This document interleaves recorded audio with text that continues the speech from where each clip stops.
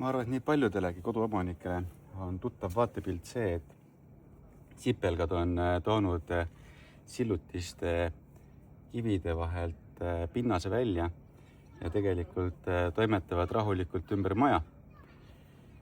Kuni lõpuks vaatad korra kõrvale ja tegelikult on nad ka kohe teil toas.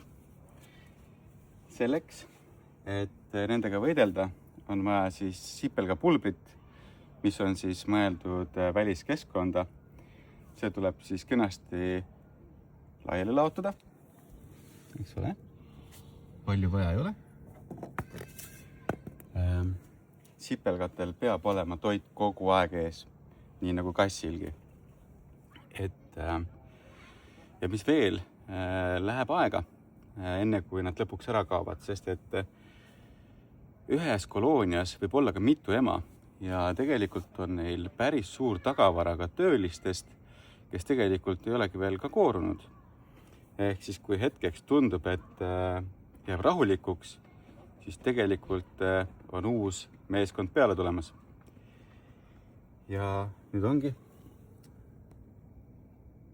Ma rõhutan ka seda, et seda sipelgapulbrit, mis on siis suhkrustatud närvimürk, see on väga mürgine ja seda sisekeskkonnas kasutada ei tohi. Küll aga on olemas Horticomil täna uus söödadoos, mis on siis, siin on keel on sees, jagub teda kuni 3 kuuks, ehk seda te võite kasutada toas. Ja ta on samamoodi on keelina, kuskilt välja ei valgu ja tegelikult ma arvan 10 päevaga, kui te panete selle endale kuskile koju kapi peale või kapi alla või kuhu iganes, 10 päevaga te saate sellest esimesest meeskonnast lahti. Ehk siis ülimalt tõhus. Mina ise kasutan muidugi hetkel veel oma toas, sest nüüd ma sain ka pihta, kus nad mulle siis sipelgad sisse murravad plekist topsides, aga sobib see ka. Ja mis veel on, et kui sajab vihma ja see suhkrustatud närvimürk lahustub ära ja läheb sinne kivide vahele, siis ta toimib seal edasi.